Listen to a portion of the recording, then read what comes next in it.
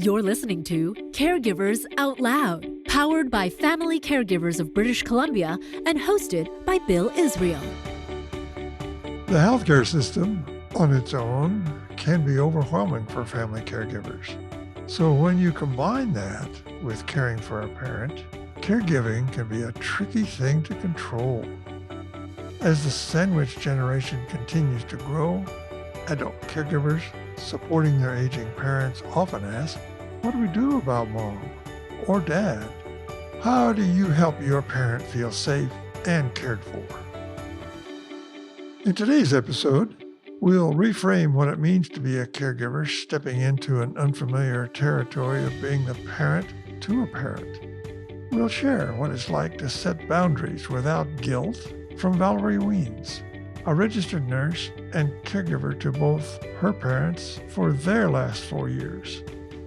Valerie's personal experiences, combined with her professional knowledge of the healthcare system, will support you in upholding dignity and respect for seniors. Early on, Valerie learned creative problem-solving skills, which she picked up from homeschooling her kids, that turned into a foundational experience she still uses today. A friend had a preschool business, and she said they did an experiment on how to not say the word no for 3 days. And I tried it because I had a child that really needed firm boundaries. But in learning how to not say no, I learned how to distract and move to the next thing. And this skill surprised me later on when I worked in a dementia care unit. It's the same. You don't come on straight on. You don't tell a person what to do.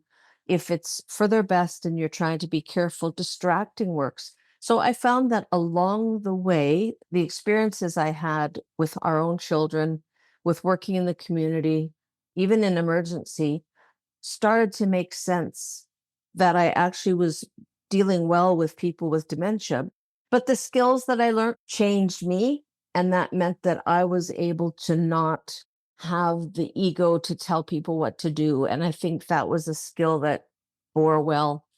And then the ultimate test of caregiving was when my mom got a progressive illness. She was diagnosed with progressive supranuclear palsy, which is a terrible and very quickly debilitating disease. And so we were out in Manitoba visiting them, and I have a very full life here with our kids still needing help going through high school and university at that time.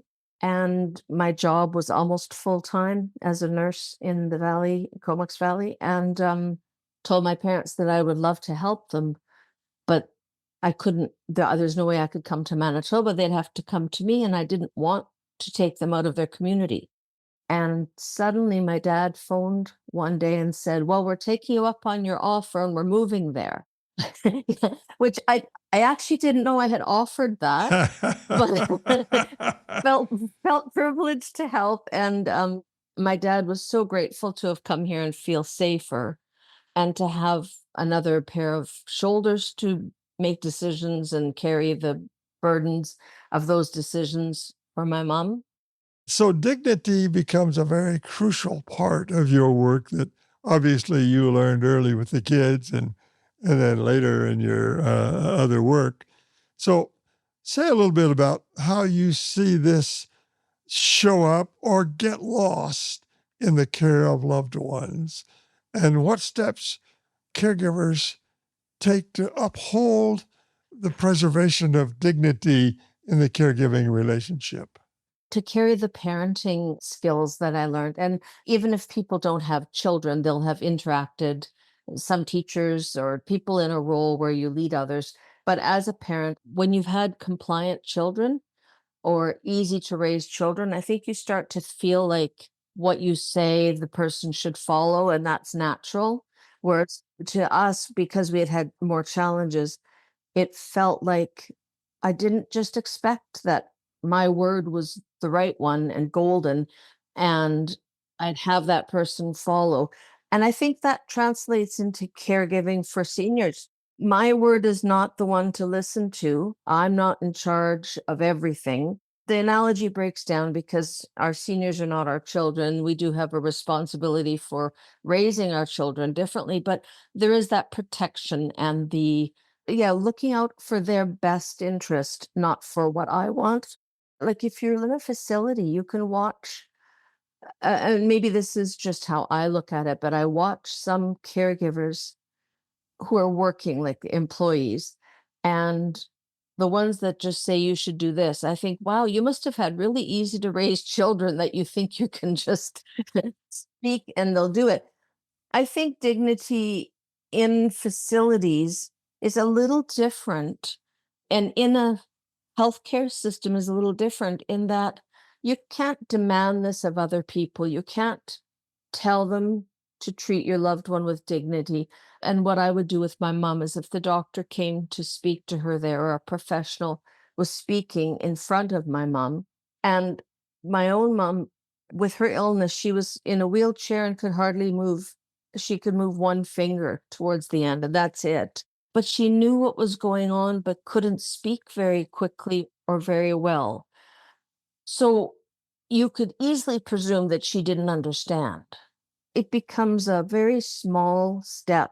And for me, what I found effective was we'd listen to the explanation and then, you know, Mom, did you feel like you got all of that? Let's see if I got it right.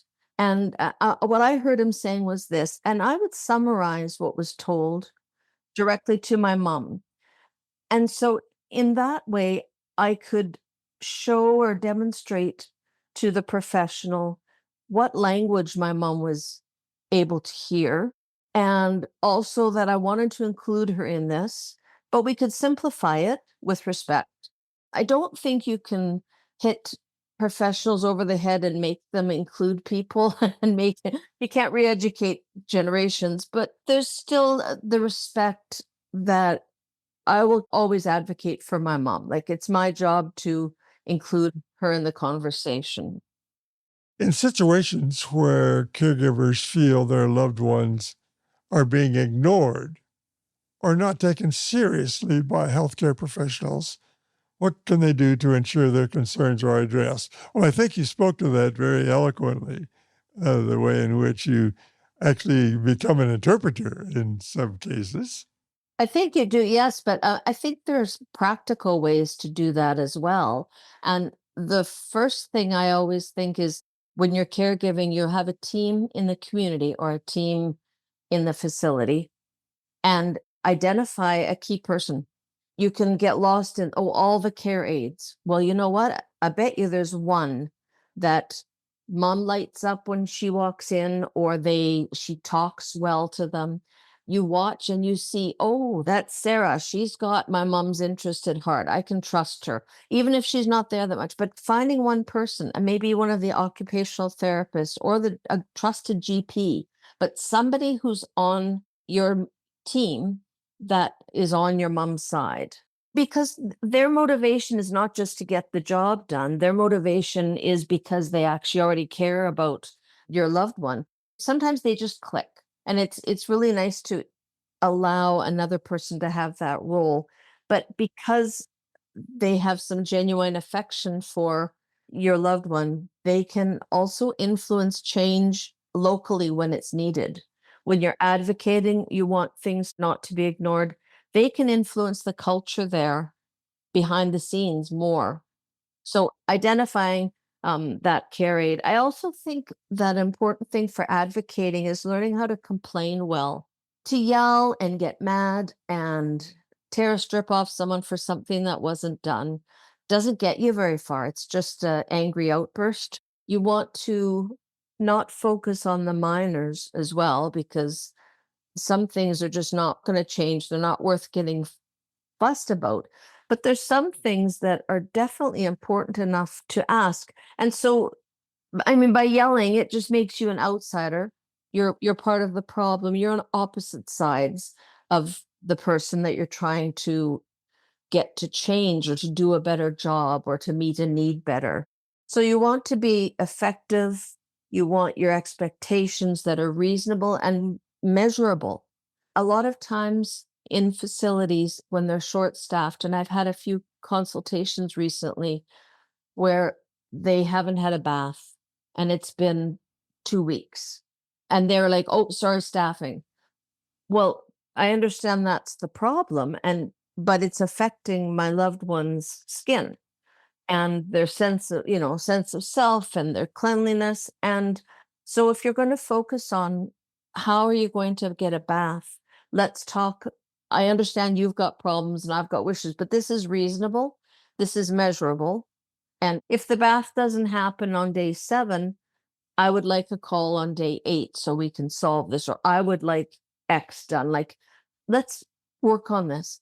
And then part and parcel to that is to speak to the right person that can affect some change. And this is different. Like in a similar situation, I would talk to the director of care or assistant director of care. Whereas in the hospital, I actually talked to the care aides. I didn't go way over above. I just said, this is what's needing to happen. Our client's son is coming. It'd be so great if she looked pretty and had her hair done, and here's some clothes. Could you help her tomorrow? And that's an emotional request. Whereas the other one is an expectation that they need to meet these standards because their lack of staff means that I have a complaint that's valid. Further to that, sometimes having that complaint with the right company, it's called PCQO, it's an office, and you can make a complaint, even if you're not the type of person to complain and you don't want to ruffle feathers, or if you're the type of person that wants to yell, or whatever. This is a tool that you can use, and I would use it as a positive thing rather than sounding like I'm going behind your back and complaining to licensing because I'm angry with you. I would actually, and I have done this before, said, I would like to put a complaint in that your staff level is low and not meeting my mom's needs so that the people higher up can help get you staff. I'm not trying to jump above a manager and make waves. I'm trying to speak the language of statistics that they need to get better staffing. Advocating with care creates a very personal and meaningful relationship. Valerie's perspective on using existing tools to positively shift the caregiving experience not only supports the care recipient, but the caregiver too. If you'd like more information about the PCQO or the Patient Care Quality Office that Valerie mentioned, check the show notes for a link to make your voice heard by sharing your feedback. Navigating caregiving also involves taking steps to set boundaries to manage feelings of being overwhelmed in this fairly daunting environment. Although Valerie feels very strongly about how boundaries can prevent burnout, she also recognizes that most caregivers don't know when caregiving actually started. It sometimes sneaks up slowly, and then a crisis might make it a little bit more real. But when you know that you are going to be, especially a key person in caregiving, that you identify both what your skills are, what's your comfort level with different tasks, and also what's your availability, your time, your emotional availability, your place in life, because most people are in that sandwich generation. You have other responsibilities. And sometimes it can be economics included in that. Exactly, yes. It's a lot. You can't give up your work to spend time. You can't travel. A lot of times it's from a distance. There's so many factors. There's also so many family dynamics. And I'm very aware of this. A lot of families that come to me for consultations, they've come from a fractured family. The dynamics are already like the sensitivities towards each other is off the chart, or they're estranged. Not everyone comes from a really healthy place that can make the best healthy choice and just serve and love and give to their parents or whoever they are in this role. And so I think boundaries are healthy for that. For somebody who grew up with a very unsafe, unhealthy childhood, and then everyone looks at them and says, oh, well, of course you have to caregive for your parents. the expectations just can't be there, but there's still needs, right? Like there are still physical needs that when it comes to caregiving your parents, they need to be safe. There's food, shelter, like their basic needs have to be met. And sometimes the boundary in that situation is that perhaps someone, and I've talked to lots of family members that have said, I just won't be in the same room as my father, but I'd help my mom. Or I can't physically be in the house because it just triggers me. And what can I do from a distance? That's really worth having a good family meeting or having somebody on the outside identifying those things. So when you go through all of the tasks, you say, well, that person who's estranged, they can order the groceries online for delivery.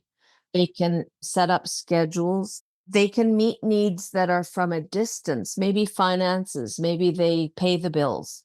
And these are objective things they can do, which those tasks can be done when you're from a distance, when you don't have as much time, when you have family dynamics that you don't want to lose your own hard-won mental health. And saying, you know what, that's good. Or you hire somebody to be a paid caregiver who will come and do the tasks and they don't have the baggage. And then even in a healthy family situation, I know I've spoken with another person who said, oh, no, this is my mom. There's no boundaries with her. I will be there whenever don't want to put boundaries. And I think that's born out of I will just be here because I love them and I will do anything, which I still would recommend boundaries personally, because I think it enables you to go the distance. So I always think that in families, there's areas that you can give with skill, joy, and it doesn't drain you so much. So you can put boundaries even within that. This is something I won't do, but these things I will do and I will give, and I don't get taxed or drained.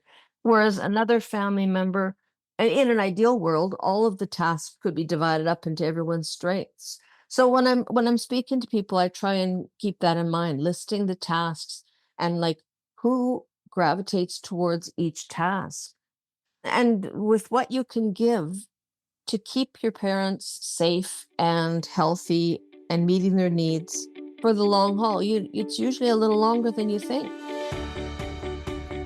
The role of a family caregiver provides dignity and safety to the care recipient, and many caregivers often reflect on how the journey provides personal and spiritual growth as well.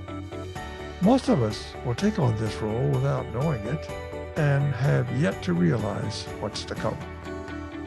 If you or someone you know is taking on this caregiving role who's looking for support, call the Family Caregivers of BC Caregiver Support Line. Here, you'll access free guidance and resources like expert-led events and community support groups. Call toll-free at 1-877-520-3267. As Valerie says, when you're giving to somebody who's vulnerable, you have to rise to the challenge of it. That's something that's underappreciated, or we don't talk about the changes that you go through when you are giving and trying to do it well. I think people in whichever area they're giving, like whether they can give hands-on or they're from a distance, whatever they're doing, it feels like it's never enough. There's always guilt associated, but I found that having looked after the needs of both my parents through all those changes, it was never enough, guilty, wish I could do more.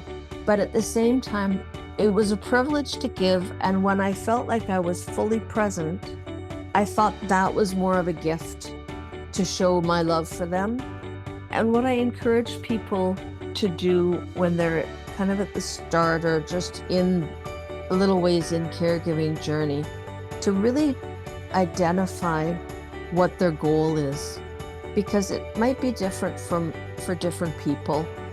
If your goal is to make sure that they know they're loved and they know they're safe, you can meet that. You can always feel like it's never enough, but if you've met that, I know that they knew they were loved and they were safe, that can be met by hiring a caregiver.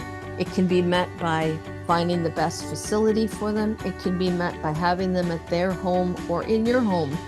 It means that how you caregive is variable and meets different needs, but the goal of the caregiving journey can still be met. Like looking back, now that both my parents have passed, I can think of lots of things I would wish I'd do better. Hindsight's that way.